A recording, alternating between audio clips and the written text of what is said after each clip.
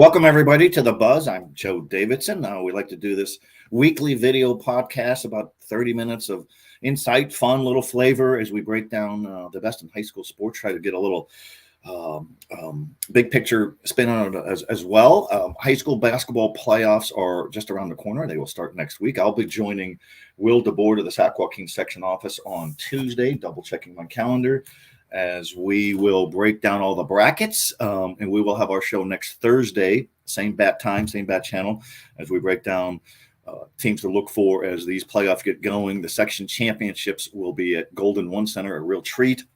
Did not happen last season with the pandemic, so good to see all that. Big showdown to cap this regular season is Saturday in Modesto, where the Modesto Christian powerhouse basketball team is a top-ranked team in this section. Will take on Sacramento B #1 Intercom. Supposed to play last week, didn't happen, gets postponed.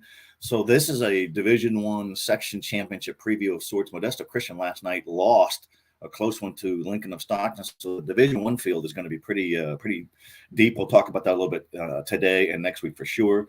Sportsmanship. I'm a big fan on this forever in all my years at the B. Sometimes the smallest schools understand and embrace sportsmanship better than anybody. It played out over the weekend beautifully at Sacramento Adventist Academy with Coach Scott Tedman. Here's Max Pena. Take a look at this. So he's the Capitals of Carmichael. He's out with an ACL all year. So they set it up with Woodland. Could he get the opening tip with his blown knee and make a layup? Well, he misses a layup. Then he misses a layup. He should have dunked it, but he told his coach, Scott Tedman, later, hey, I want to maximize my moment. So he got the 2 rebounds. Then they subbed him out. And the sportsmanship was with Woodland appreciating him. If you look at his big, bulky knee brace, he forgot to bring one. So Coach Tedman, a man of many duties and responsibility, handed him one because the coach had one. He's got shot knees and everything. So really kind of a cool moment for senior night. And Sacramento Adventist won the game, trying to track down the playoffs, get in there. Just a great job by the Woodland coaching staff. It matters. It matters a lot. Some people might think it's a little campy. Well, for Max Pena, 3.8 GPA, who could not play this year with a knee, it meant everything. And it was a suggestion of the teammates to their coach, Tedman, hey, let's get him in a game. We love him that much. So really cool. All right, really quick, we're going to have Cameron Salerno and Jim Patrick, my running mates at the B, join us here in a moment. But scoring is just, it's the fun part of basketball, right? So these 32-minute games and some of these scoring outbursts of late. Andrei Stojakovic, yes, the son of Peja Stojakovic, the one-time Kings All-Star, went for 47 points. He's a 6'7" junior guard, national recruit. Braden Beeman, he's the one who had the opening tip in that clip we just saw. He's for Sacramento Adventist. He had a 45-point game. He's at 1,000 for his career. He's only a junior. His older brother, Brecken Beeman, had 2,000-something points as an all-time area scoring great. And then Varick Lewis, a guard for Monterey Trail, that's when he had 1,000 points, not in a game. That would be some kind of wild record. But he went for 47 in a game. And then last night, in a nice win over Burbank, he went for 44. So if this team gets into the playoffs, that's a guy people are going to have to deal with. So we appreciate the record setters. It's pretty impressive what some of these guys are doing. So I saw Elk Grove High School on senior night the other night, Friday night, with our photographer Ace Javier Mascarenas, and the Thundering Herd have 2 senior stars in Dejan Lott and Amiri Britton. Lott is a lot of guy. He's 6'8", strong inside. In an era where everything's about shooting, there's always room for a defender. And then his running mate is Amiri Britton, who is our Sacramento B large school player of the year from the spring season. He's getting beat here baseline, but he's a pretty good player. Normally he does he beats this guy around the corner. And both these guys are seniors. They have been recruited.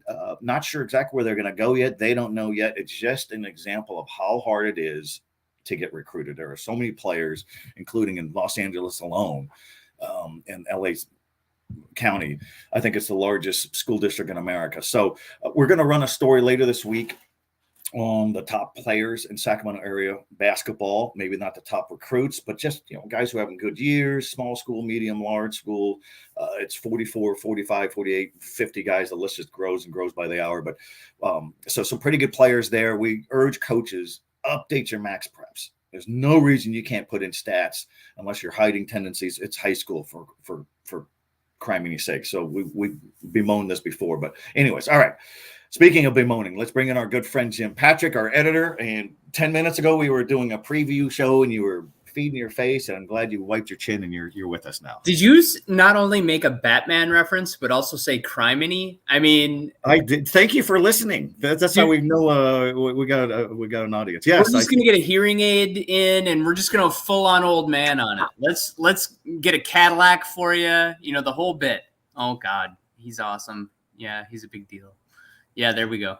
Yeah, this is what I get to deal with, guys. This is it. Welcome to the experience. So what always fun about having you on here is we talk about things that maybe it's not always on the field, and we got soccer playoffs, girls and boys this week. We'll talk about that in a minute, and basketball playoffs. But you just did a big story just recently in the Sacramento Bee. You could find it on sacbee.com.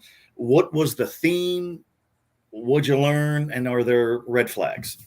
Yeah, I mean, I thought it was really interesting. We got a press release from the Bay Area about a high school quarterback who was offered thousands of dollars for social media sponsorship, and they touted it, Joe, as the first of its kind. Never before. Well, we've had one before here in the Sacramento area. Dylan Overstreet confirmed to us for our story that he had sponsorships last spring. He probably had them earlier. Dylan, of course, has something like 1.6 million TikTok followers and hundreds of thousands of Instagram followers, including Cameron Salerno, by the way.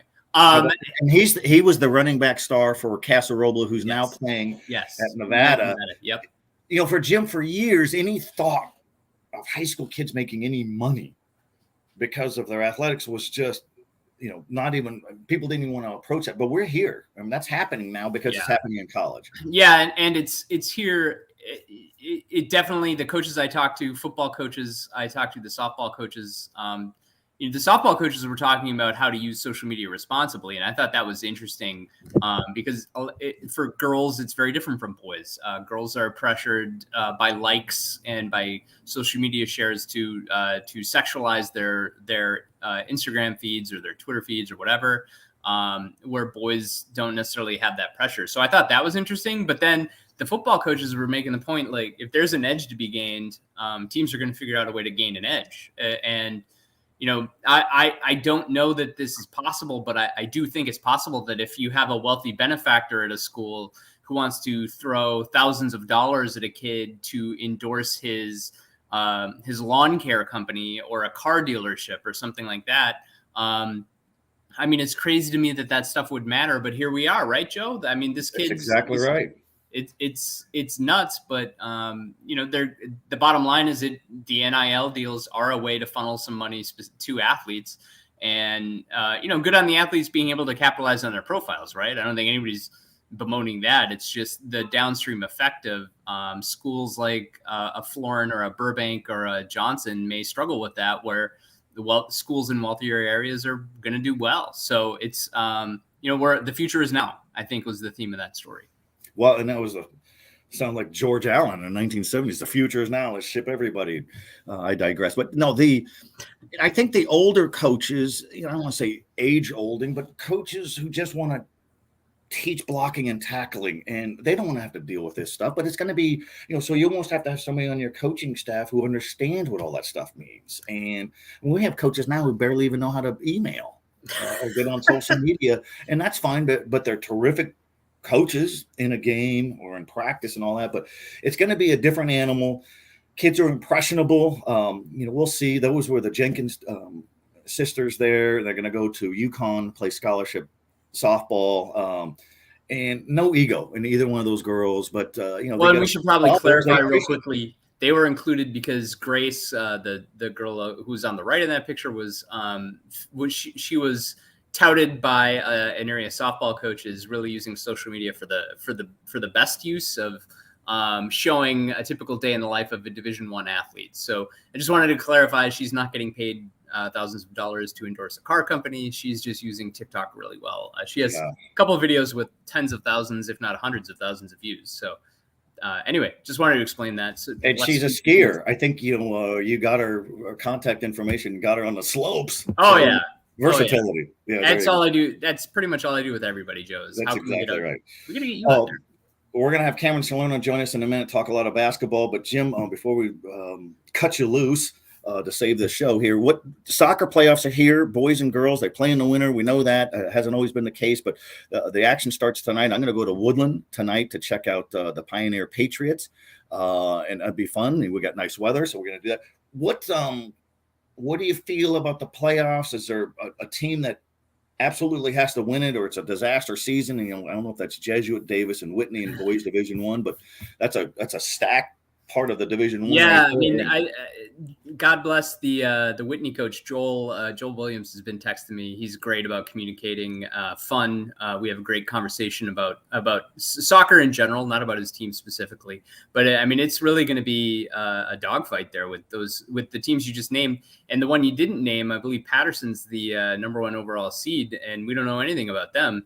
And there's all kinds of storylines here. Jesuits trying to maintain its dominance after not winning a league title for the first time since 1988, but Jesuits coming on high.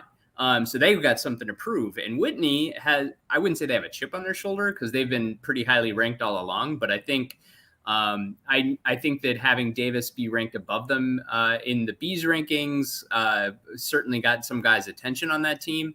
And that has changed. Davis lost last week to Jesuit, so we got Whitney #1 in our poll coming in, and we got Jesuit and Davis right behind him. So it's I mean, to me, there's storylines throughout, Joe. I'm very curious about Liberty Ranch. I'm curious about Galt. That's down in the lower tiers of the lower divisions, but I'm curious about them. I'm curious about Oak Ridge, and Cam is going to go see an Oak Ridge game tonight. We haven't covered an Oak Ridge game yet this year. So there's a lot of loose threads out there about who's doing what. And that's just the boys' side. Right. I'm still learning about the girls' side. This is the first year we've covered soccer. So, hey, and real quick shout out, everybody. The support's been excellent for soccer. Thank you to everybody that subscribed. Thank you for the messages. I get emails every time we publish a soccer story. It's great. It lets me know, and it lets the bosses know that you guys care about this kind of coverage. And that's just really the grease that will provide further coverage in the future. So girls playoffs tomorrow, Joe. Lots of great storyline. Oak Ridge, by the way, ranked #10 in the country on the girls' side. How about that? Yeah. No, and much like other sports, Jim, there's small schools, large schools, medium enrollment size. They all play. It's really good, and the weather's great. Doesn't rain around here in the winter. A lot of night games, 6 p.m., so it gives them a little flavor. And then your last point, the section championships will be held at a nice venue. Yeah, right. And kudos to Sac Republic. I think this deal's been in the works for a while, but Sac Republic got Heart Health Park at the Cal Expo. That's their stadium, obviously, for the D1 boys and girls finals on February 24th. So that's something to look forward to. I know that Sac Republic's making some inroads with the high school soccer community here, and it's just an excellent. It's long overdue, to be honest. It's exciting, and of course we got Golden One hosting basketball, so it's just good symmetry, right? Yeah. No, it's good stuff. Jim, always good to see you. We will be in touch and appreciate it. And check out Jim's great story on what we talked about, the likeness and image. He has soccer news and notes. We're going to have more soccer coverage in this playoffs than any that I could remember. And I've been around for 30-something years. So it's like Jim said, people want it. They're reaching out. We always invite ideas and insight. Tell us who you've got, a leading scorer, somebody's overcome an injury. We're as good as a lot of that information comes. And I know a lot of the coaches are appreciative when we come out their way. And there's a lot going on. There's basketball so welcoming. Games, king stuff going on. All right, I got to go eat some tape, Joe. I got to study up for soccer you're players. Done. All right, talk to you later. You're gone. See you, Joe. All right, let's bring in Cameron. Now we're going to save the show. We bring in Cameron Salerno. How are you? You're fired up about soccer. I know you're doing the same thing I'm doing. Okay, how many guys on each side? Is it 10 on each side, 11 on each side? Hey, I covered Sac Republic during the summer when literally nothing was going on. So I have some soccer experience. And also, fun fact for the audience, I was a soccer ref. That was my first job. So if you ever have like a trivia question about me, what was my first job ever? It was a soccer ref for the city of Roseville. So I have some. Did you get booed and heckled? Oh, I mean, I did like U8, U10, U12, and there was one instance I ref with some of my buddies in high school, and it was pretty fun because I mean we saw it as a nice gig for money, and I remember one of the games, a parent came up to me and like cussed me out and said I'm terrible and all this stuff. So yeah, I've had some great experiences. Was she wrong? Well, it was a guy, and I mean I was scared because I was like 15, And this guy was probably in his late 30s, early 40s. So You I know? thought I was going to get jumped. So I was Yeah. kind of scared for my life. When somebody says, Cameron, how'd you get into sports journalism? Well, I got booed right off the soccer pitch, and that's the way that went. So, Joe, real quick, I yes. know this is a hot topic. I know you've covered the Sacramento Kings for, I mean, as long as probably I've been alive, like before I was. What do you think of the new kind of group? I mean, this is probably, I mean, for me personally, I think it's probably the most exciting time as a Kings fan, and probably since they drafted Fox. Well, and they had to make changes, had to make deals. When you got guys like Buddy Hield, makes all that money, doesn't want to be here, move him. You got Marvin Bagley III, doesn't want to be here. Always these injuries. His dad doesn't want to be here. His dad speaks for him. His dad tweets for him. Move him. So changes are good. That's why we embrace high school sports. High school kids set screens. They actually move the ball. They care. I think the Kings are long overdue for something of substance, certainly for their fans who've hung in there. But no, that's why we like it. And all right, with that, so we have a cool little photo off of Twitter of Shandon Foster, the Christian Brothers girls basketball coach. She's an alumni of the school when she went by Shandon Hicks. She won her 100th game the other day. You just saw them last week, I believe, or the week before. This is kind of, this is a team united. Yeah. When everybody gets together and they're celebrating their coach, because if they don't like the coach, they're not celebrating. And she has a brother, Nick, who's on her staff, and I've known the dad, Larry Hicks, for a long time. Is a great fan, a sportsman. He's barked at referees too, but not as bad as what you got. But it's just a cool moment, and this is a team and a program that's been strong for a long time, and they're not going away anytime soon. Yeah, she's all class. She's one of the best coaches out there, just as obviously as a coach, but just as a person too. Always really good to talk to, very insightful. You can tell our players really like her as a person, not just as a coach. So kudos to her. I mean, she's a great person. When I first saw that, I almost misread it as 1,000. I was like, there's no way she's been there that long. But missing for you exactly. We touched on this earlier with the boys chart and some of these incredible scoring efforts. And what's one thing that's fun about going to a basketball game? You have a 32-minute game. We are entertained by scores, and nobody's lit it up more in the country than Audrey Harris, a Faith Christian. There she is. She's a 5'8" junior guard. You wrote about her this week in the Sacramento Bee. I think her dad is the coach. Look at those numbers, Cameron. 45.3 points per game, leads the nation. Some of those recent scoring efforts, 54, 50, and 65. You talked to her coach. What did he have to say? He must what a thrill for him to coach his daughter, who happens to be such a prolific guard, and she's only a junior. Yeah, I mean, he's a very proud dad, obviously.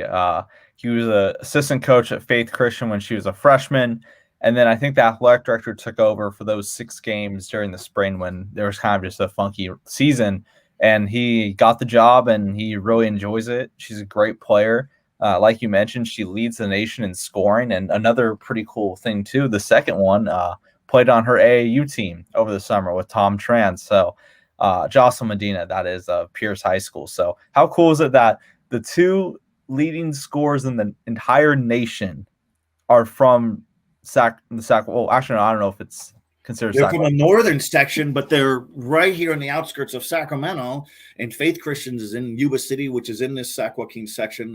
And the other schools, I think you said Pierce is of Arbuckle, up Highway 5. But it's just another example, Cameron. You and I are always big on small schools and small school kids doing big things. This is big time. And some people may say, how could she do that against Colfax? Could she do that against Folsom? Well, that's not the point. She's not playing Colfax or Folsom, but she's doing good work at where she is. And I mean, her stats are like ridiculous. Like, it's not like she's just scoring 50 points and doing nothing else. She has like 50 points, 20 rebounds, 10 steals.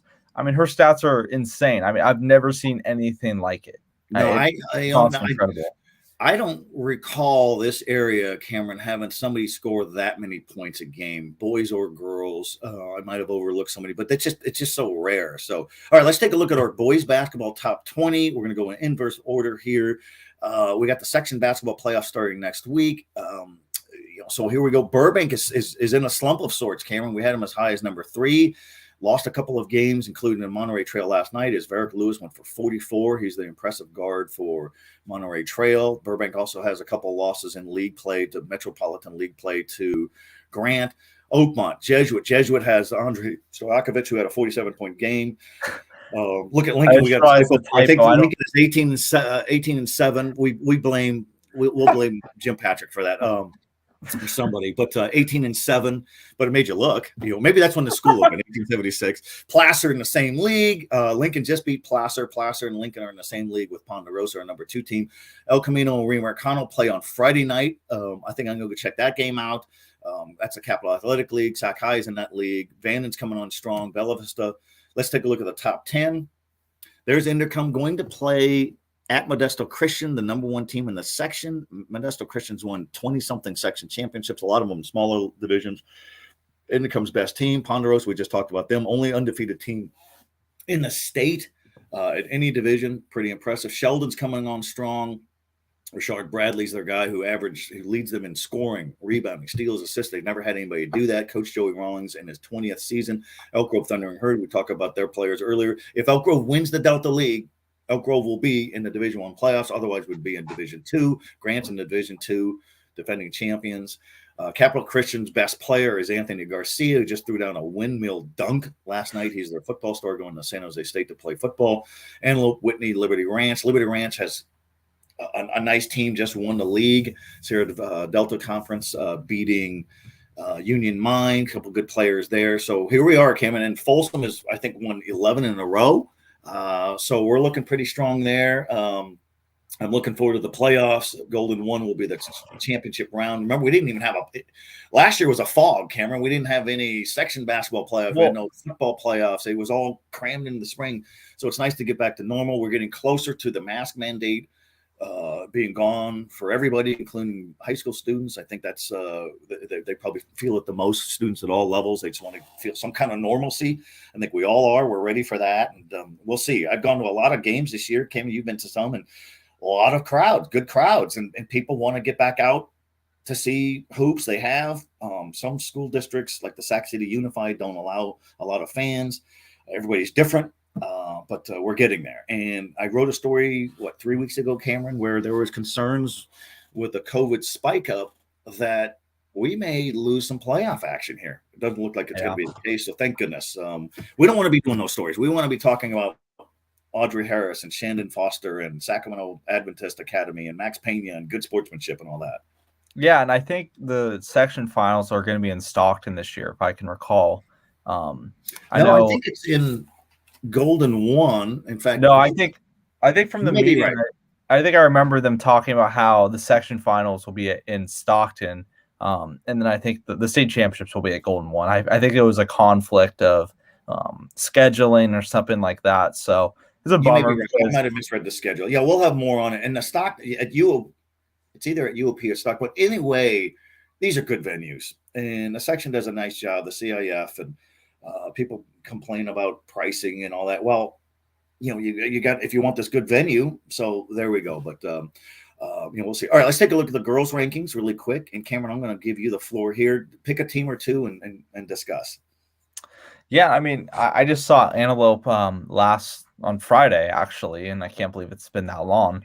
But I was really impressed with Mary Carter. I've talked about her before. She's probably the top junior in this area. And she had 17 points in 3 quarters, and they sat her for the entire 4th quarter because they were, I think, winning by 30.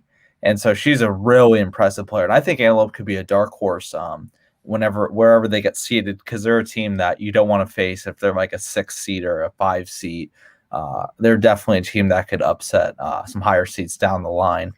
And then, I mean, like I said, the SFL is I think the best league in this area, and probably even possibly in Northern California, because you have Rockland, you have Granite Bay, you have Whitney, you have obviously Oak Ridge, you have Del Oro, you have Folsom, who's the top ranked team. And I'm going to go check out. Cameron, they're so battle tested. That's, we look at these, how can you have a Rockland ranked at 10 and 11? Why is Granite Bay so high at 15? Well, they're playing each other.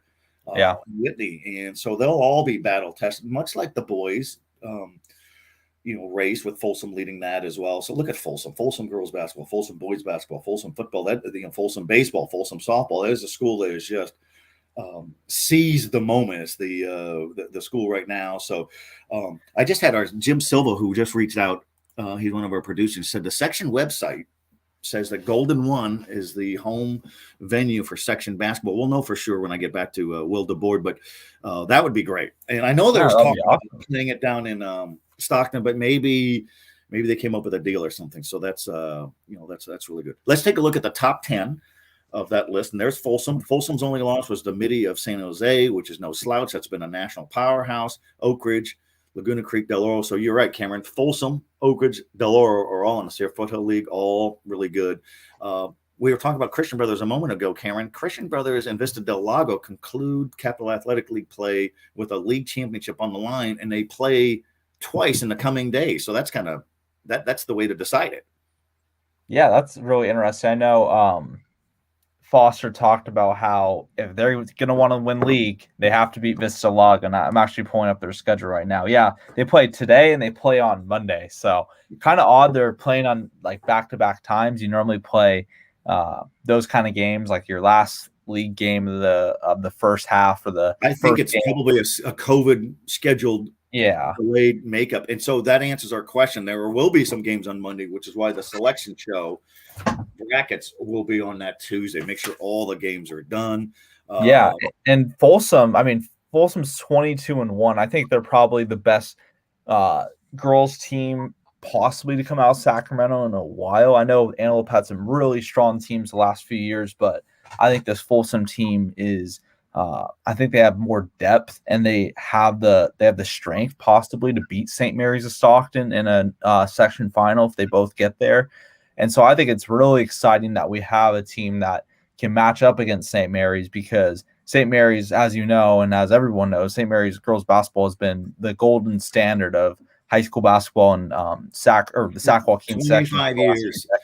Yeah. And McClatchy girls basketball. Exactly, Cameron. McClatchy girls basketball won a state Division I championship in 2015, but did not win the section. Lost to St. Mary's. So, you get into a NorCal berth. And in Folsom with Mackenzie Forbes 4 or 5 years ago, ran into St. Mary's in the semifinals or the quarterfinals and got moved out of there because St. Mary's is moving everybody. Folsom's greatness will be defined if it can get past St. Mary's, and I think the rest of the section's kind of pulling for them. So, Cameron, we're up against it.